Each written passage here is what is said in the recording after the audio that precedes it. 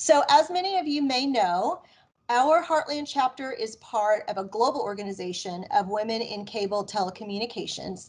And for more than 40 years, WICT has partnered with cable and technology companies to build a robust pipeline of women leaders. And one of the many ways this is done is through the Betsy Magness Leadership Institute. To date, there are more than 1,000 women that have completed this nationally recognized program, and it's recognized really as the flagship leadership development program in our industry. So we're really pleased to have two graduates of this program with us today. Kristin Peck, who is our Vice President of Public Affairs for Cox's Central Region, and Marcia Sauzek, who is Vice President of Financial Operations for Cox to join us. So many of you already know Kristin and Marcia, but I'm going to give you just a quick background of their careers at Cox. So Kristin is responsible for leading internal and external communications, community affairs, and employee engagement for Cox Communications Central Region. She began her career with Cox in 2001 when she became Director of Public Affairs in Kansas. She then moved to Omaha in 2005 as Vice President of Government and Public Affairs before moving to Oklahoma City in 2009, where she continues to serve as Vice President of Public Affairs for the Central Region.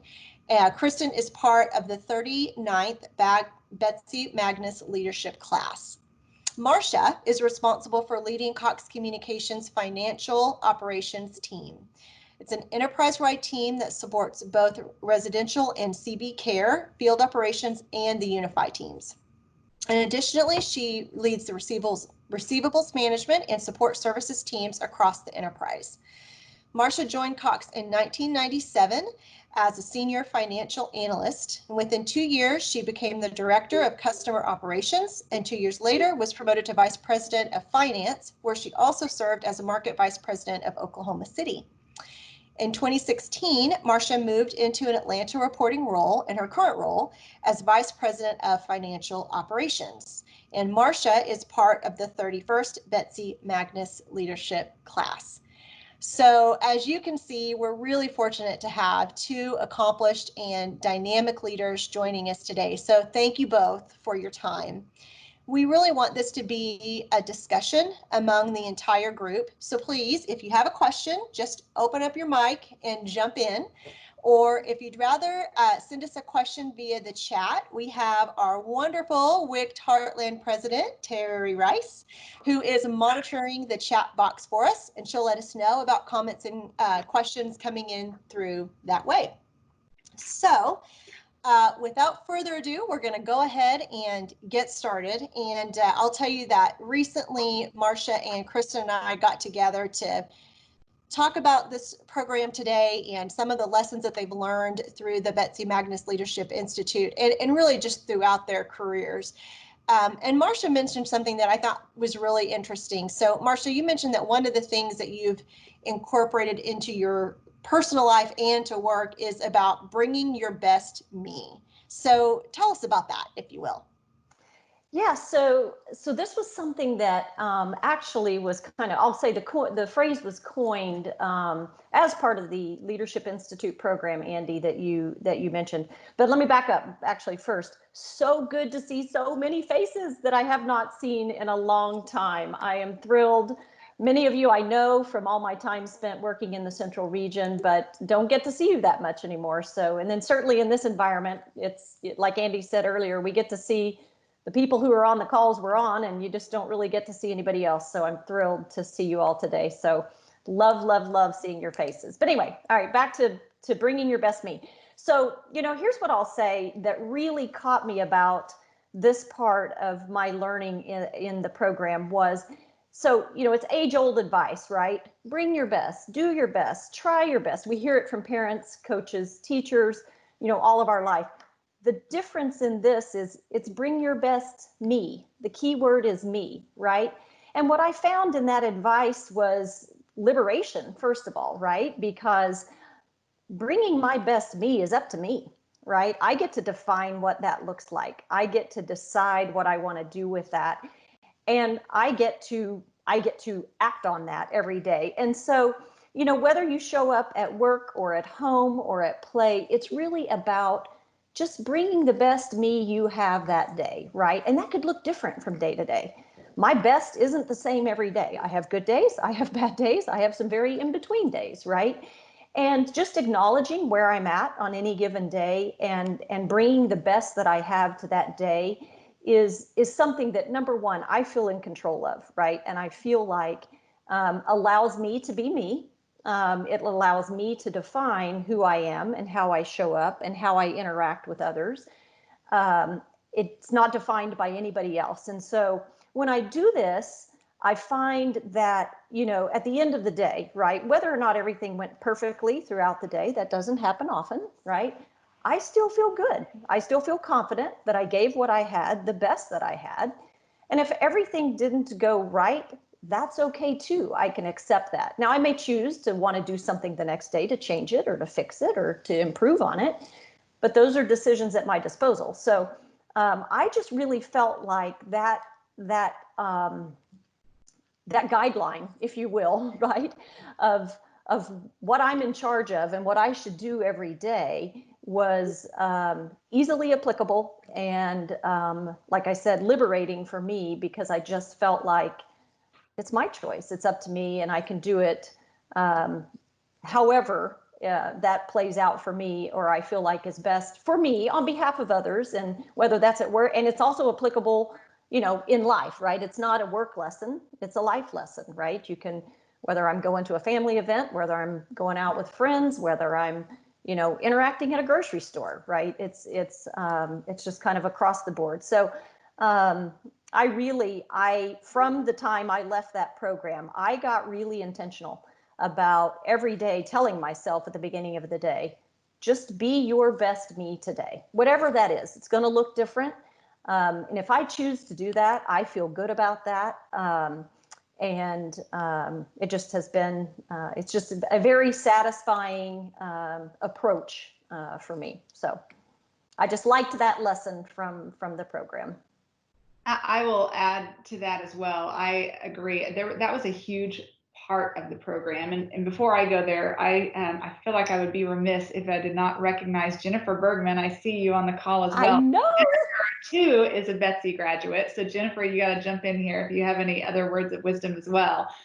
I was actually in the class that had the 1000th graduating Betsy, and I was 1010. I'm like, dang it. I mean, 1000 got all the balloons and everything, and then I was 10 people later. So I will tell you, bringing the best me is sometimes I have to squash my competitiveness to get to the best me. But what we really focused on, which was a huge takeaway for me, is that I have always been, I've always felt I'm going to be my best at work, and I'm going to go to work, and I'm going to, you know, do the best I can, and I'm going to work hard. And I always felt like I was bringing the best me by doing that.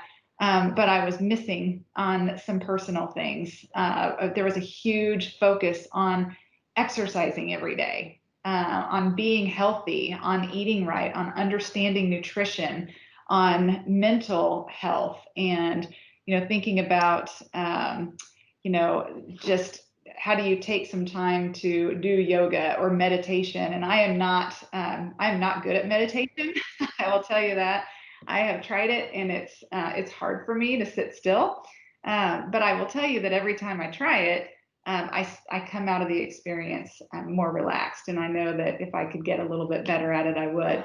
But bringing the best me is working hard at work, but also understanding that I've got to have my body healthy, and I need to work more on my personal health in order to be able to show up.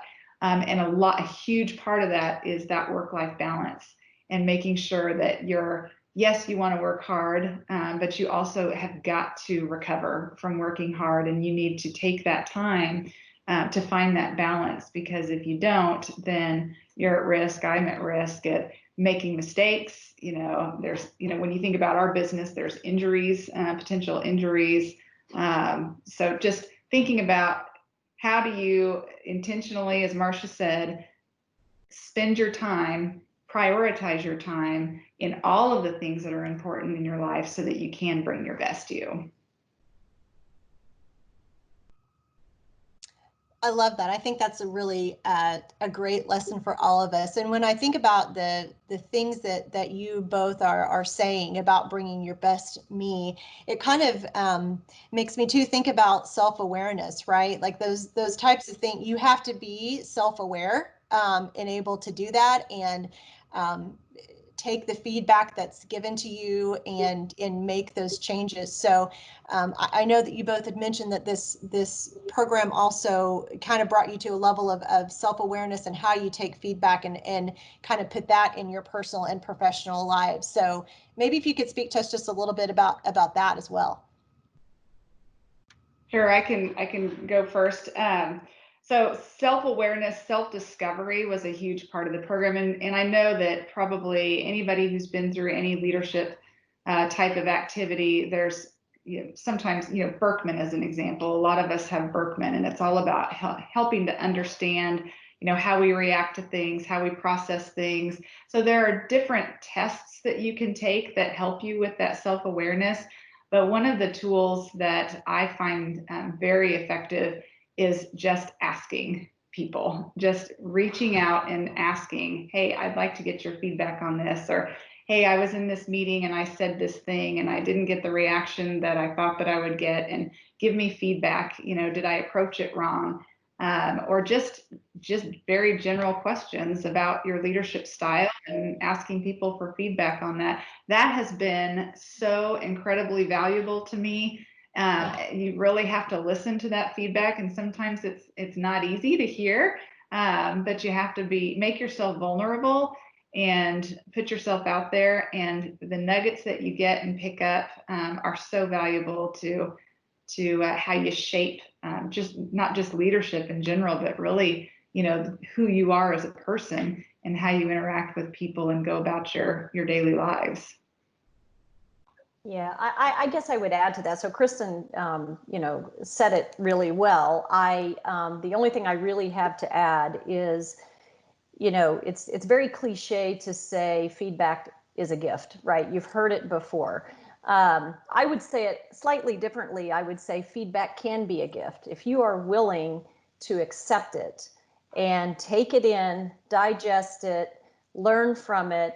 It does not mean that you have to change everything about yourself just because somebody gave you feedback that maybe you took as negative. It simply means learning from that. Figure out whether or not you decide for yourself, right, with feedback, what you want to do with it. What does it make sense to do with it? I completely agree with Kristin on the ask, right? Because you have to ask for feedback. If you leave it to chance that somebody's just going to offer it to you, there's a very low probability that you're going to hear anything, right? Because people just don't do that naturally. So I think I absolutely agree with Kristin. Ask for it. Just ask. How did I come across? Did I, or do you have feedback for me? And if you do that often enough, and you build a relationship with people and a connection, they're going to get to a point. They may not be initially willing or comfortable, I should say, in doing that, but they'll get there. And I would say this too: don't assume that you can only get feedback that's valuable from people at work, right? Some of the best feedback I've ever gotten, frankly, and I may not have liked it in the moment, has come from my kids, right? I mean, they'll tell you straight up. And now my grandson, right? And so, but take advantage of those nuggets of feedback that come from everywhere in life, right? And use those to make yourself a better person, or to maybe shift the way you approach something so that you connect differently with folks. So I would say it comes from everywhere. Definitely ask for it. And then it's up to you to, what you do with it and how you make it bring value to you and to your life. One thing I would add to that too, because Marcia, you're absolutely right. It is human nature to want to praise somebody, and not showcase, where they can grow, right? It's hard to give tough feedback. So when you're asking somebody for feedback, the first inclination 99% of the time is going to be, oh, it's great. Oh, no, it was fine. You did great. So you really have to pull it out of them. No, I'm really asking you, tell me more. You know, if you think about how you're asking the right questions, you know, instead of how did I do, you know, what could I have done differently? So how do you shape the questions so that you're getting to the heart of the question and the feedback you're looking for? And I think we do have a couple of questions from the audience. Carrie? Sorry, looking for my mute button. I couldn't get my mute button to unmute. I just have a question. So do you have any strategies for how to ask for feedback that is specific enough that you can make action that's actionable? Yeah, so I would say one is, so if you guys have heard Alex Taylor speak, one of the things that he has said before, and I completely agree with him, well, he has said that when he first started working for this company, the first job that he had was in Austin at the newspaper. And Jim Kennedy gave him that job as a reporter at the newspaper because he felt like one of the most important things that you can learn in life is how to ask the right questions. And so when you're really thinking about that feedback and really trying to get to the heart of what you're looking for, how do you shape those questions and ask the right questions so that you get to that feedback?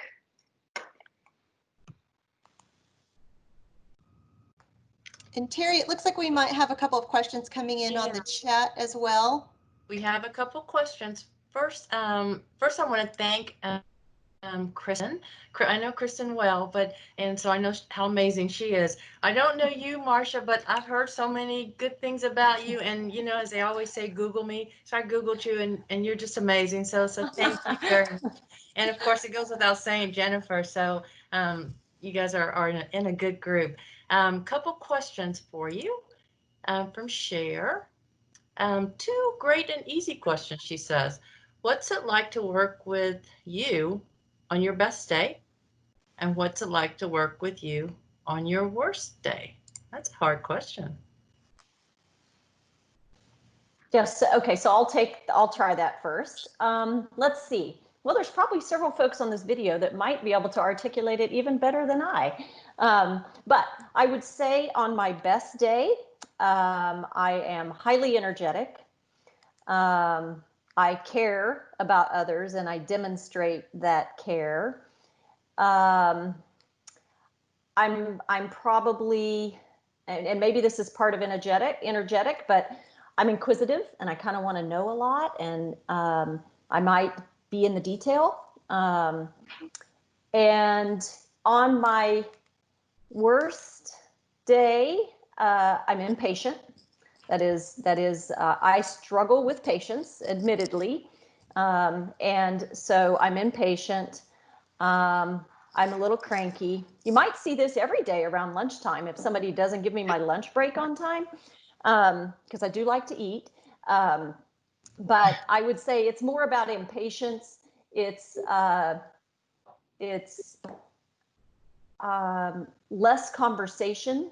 Responses are quick and to the point, maybe more so than they are on a day when I'm in a better place. I tolerate dialogue better. I am an introvert.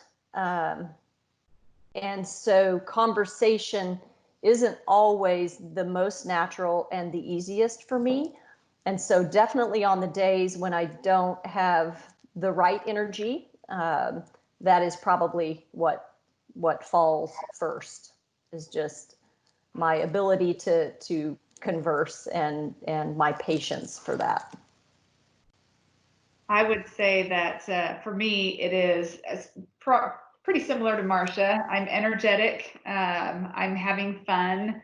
I'm usually engaged in something that is engaging others, and I get a lot of energy from that, and it just feels good. And so those days are my absolute best days. My worst days, I too struggle with impatience. And what happens with me if I get too hurried and I'm just jumping from meeting to meeting, and my day is not structured well because you're just jumping from one thing to the other, is that I get hurried. And when I'm hurried, I'm direct anyway. You know, sometimes I'll find myself sending a text to somebody saying, hey, what about this? You know, and then I'll think, oh yeah, oh, by the way, good morning. Because I just jump right, you know, skip the formality and just get right to the business. So I need to be careful about that, because I sometimes forget that and I just get too direct, and that can come off wrong when really I'm just trying to get to the answer fast versus, empathizing and being more engaging with others. Okay, if I could ask a question, I'm not going to put it in the chat. I'll just ask it. This is for me. You guys talked about the gift, that awesome gift of feedback that you ask for and that you receive. But how do you tackle getting better or bringing your best you, and you receive that feedback and stay authentic to your true self? Because you mentioned, Marcia, the introvert piece, but what if the best you may be perceived as something that's not authentic to you? How do you handle that? But I know it's a fine line. You want to better yourself, but at the same time, you want to be true to who you are. Advice on that? Here's, because of the overarching motto of bringing my best me, and how I interpret that and how I apply that to my approach to, I'll just call it life, right? I take the feedback, I take insight from others, I take situations, and I get creative, frankly, on how I can make those applicable to me and still be myself. Now, I'd be less than honest if I didn't say there are certainly behaviors that I have learned are appropriate or better in certain situations that I will employ that aren't my most natural behaviors. But I don't allow that to take me away from being myself. I can behave in a way that is less comfortable or less natural for me in an environment where I think that's better for the whole.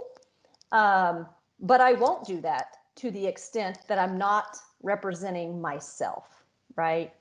And so you can creatively think through the feedback you receive or the recommendations or the situation, whether that's an audience, a particular meeting, a particular subject matter. And I would say be planned and thoughtful about how you're going to show up, right? And I've not found a situation where I feel like I have to sacrifice myself and who I really am. Doesn't mean that I never behave differently, because certainly I do, I'm sure, right? We all learn behaviors as we go through life and in different situations, but I stop short of letting those take me to a place where I walk away from an interaction and feel like I wasn't my authentic self. Yeah, and I would just add that, I don't think that would be the expectation of anybody either. But somebody may be giving you feedback and you may be thinking, well, I can't go down that path because that's not me and it's not who I am. So an important part of that feedback gathering is also circling back around, hey, I know this is the feedback that you've given me. I really struggle with that because for X, Y, and Z reason.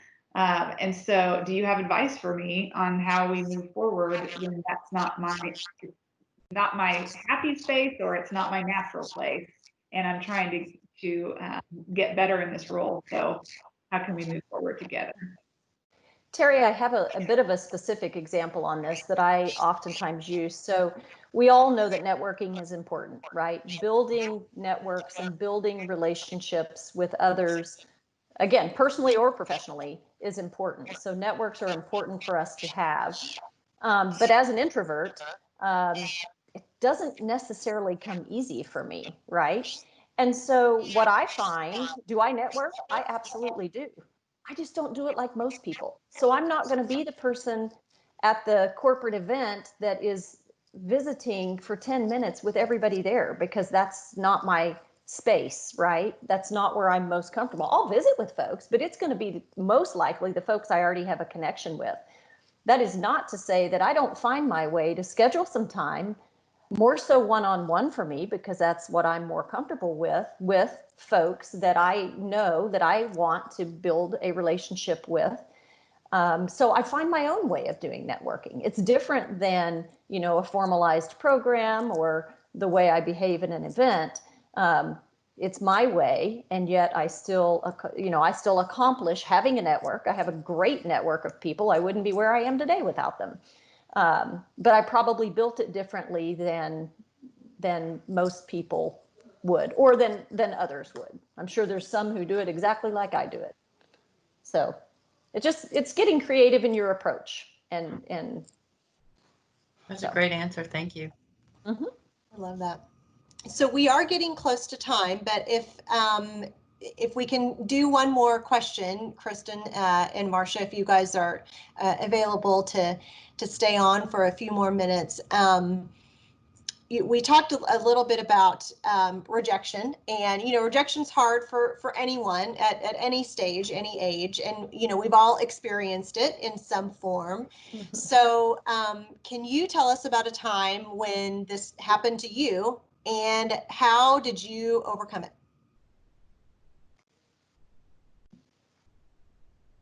And Kristin, I'll start with you. Oh gosh, I need to come up with an example real fast. If you have an example, not that I haven't been rejected a million times, I have been. Yeah. Think of an appropriate one. Yeah, so I'll give an example, and it's a really relevant example. So I applied for a job when I was transitioning from my role in the Central Region to Atlanta. Prior to the role that I'm in, I applied for another role that, I'm going to be honest with you, I was passionate about. I thought I was well qualified for. I thought I had great relationships with the folks I would be working with. And so it just seemed like, you know, an exceptional fit for me in terms of how I felt about the role. And I went through the process, and it was a competitive process, as I expected it would be. But as a competitive person, you always like to think you're going to win, right? And guess what? I didn't. And honestly, I'll be honest, it sucked. I mean, just like as Andy said, it's always hard. Rejection's always hard. But in this particular case, it just flat out sucked. I was, I don't want to say stunned, but I was stunned, I think. And so I had to do a little self-talk. Let's just be honest, right? I had to say, okay, well, where's the positive in this? And I do believe I am always a glass half full type person. So that's my first tool that I pull out of my toolkit is, what are the positives? There's got to be some positives here that, you know, I need to remind myself of. One of which was, you know what? I wasn't chosen for this role for some reason, and I may not know what it is, and I may not understand it.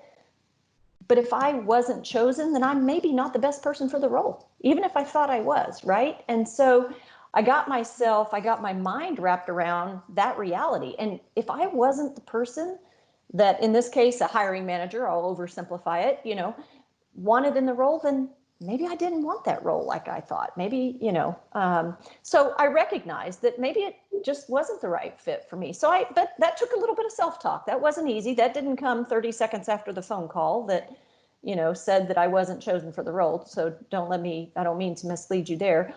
But then you just think, right? You think, and I did. I was very aggressive, reaching out to folks that I had interacted with in that process to say, not necessarily, because I didn't really want to know what would have made me get that role, right? I just wanted general feedback. So what did you learn about me? What did you learn from me? And I had specific topics that I was inquiring about. So when you think of me as a leader, from what you learned about me in this process, you know, how would you characterize me as a leader, that sort of thing. So it wasn't specific to why didn't I get this role? Please tell me, I need answers.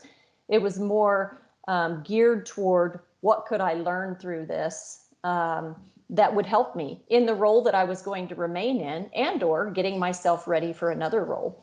And you know, I got over it, as we all do, right? I went on, and lo and behold, another role comes open that I would have never thought would have come open at the time, right? That was a much preferred role for me, a role that is a much better fit than even that role had been, right? And so sometimes you just kind of have to accept difficult realities, learn from them, be positive, find the positives in them, and do the best you can to get yourself through them and not let them get you down. And then at the end of the day, sometimes it works out that there was a different and better plan to begin with, and you just didn't know about it at the time. And that's how that particular situation played out for me. So I'll take it a little bit different path, since you took the being rejected for the job role. I think a lot of us can speak to that one. Yeah. I'll say being rejected for a certain program multiple times over my life, leadership programs, Betsy being one of them. I was rejected multiple times before I went to Betsy. So one of the things that I learned in the process, because a lot of times, earlier in my career, I would think, hey, I just, that sounds like a great program. I'm going to see if I can go into that program. But there's, as we all know, there's only a certain number of slots for any given leadership program that's out there, right? So what I learned from all of that is how do I, and not just from that, but really through multiple iterations of leadership classes and everything, but how do I get a lot more intentional about my future? What do I want my future to be? What does it look like? One of the questions that Percy Kirk started asking me 15 years ago when I first started working for him was, what do you want to do? What do you want your last job to be before you retire? And Carrie's shaking her head because I know Carrie and I have talked about this before. And I would say, Percy, are you kidding me? That retirement is so far up. I have no idea. And he'd say, well, you really need to think about that. And I said to him, Percy, of all the people who you asked that question to, how many of them actually know the answer? And he says, oh, about 50%. And I said, okay, how many of those people actually are telling the truth, that they really do know that that's what they want it to be, versus they're just thinking that they need to answer the question. But his point is such a good one, and I learned such a great lesson from it. And that was, I really need to be thinking about that, not just what's the next role for me, but what's my path in the future, and how do I get a better understanding of that? And a lot of that is around that self-awareness and the things that you want out of your life and out of your role. I always thought that maybe the VP of PA in Atlanta was maybe a next job for me, and I really was interested in that role. But when I got real honest with myself about what I love about what I do for this company, that is not the role. There's no community engagement. There's no employee engagement. I'm not on the ground and boots on the ground and interacting with employees. It's a very different position. And so when I realized that, and I think, okay, that's not my path, this is more my path over here. Now, when I think about the programs that are available and the leadership development that I really want, and the things that I want to get engaged with, I have a better reason behind why am I applying for this. And it's the window opens up, and the rejection comes down a little bit, because you've got a purpose and a plan to move forward, versus just looking out and just grabbing at the next leadership program because it seems like a good one. And I'm sure that it is, but it might not be the right one for you as you're mapping out your future. Yeah, I think, Kristin, that brings to mind for me when we talk about being intentional. So, and this is again, I copy a lot of things. I don't make much up myself. So this is not my phrase. This is some philosopher, I think, actually, but I heard somebody in Cox repeat it one time. And it is the luck luck is the intersection of preparation and opportunity, right? So when you think about your future, if you want luck to happen for you, be prepared. And preparedness is what Kristin talked about. Be thoughtful, know where you think you want to go, know what it is you think you love to do and how you want to spend your time, and prepare yourself for the opportunity that might show up, whether it's a perfect program, to Kristin's point, or a role or a project even, right? But have yourself ready at the time that shows up, because you can't oftentimes get ready in a moment. And so being intentional and thoughtful about how you, where you want to go and what you want to do is really key. Because just sheer luck doesn't happen that often.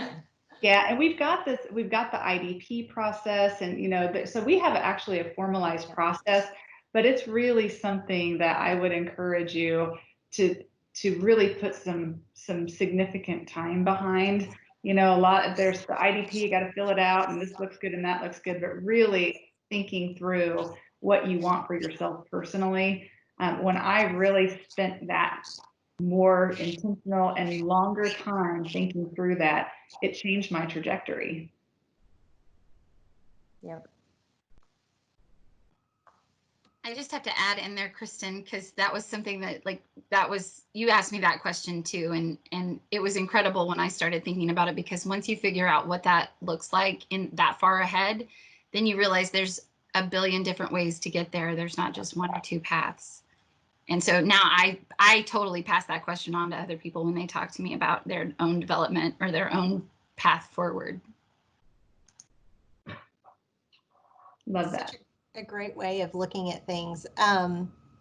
Thank you both for joining us today and sharing these words of wisdom. I know that I just have a lot of nuggets that I'll be able to take away, and I hope that everyone else does too.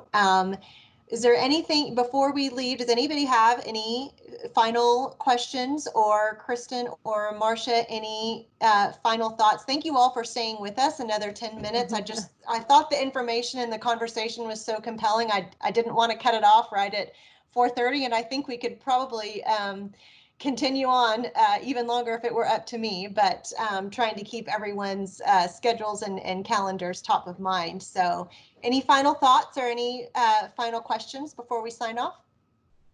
I would just say from me that the most important thing I think for anybody is just to find your happy place, and just if there are things in your life that are not making you happy, who has time for that kind of stuff? And how do you wash your hands of that and get rid of it?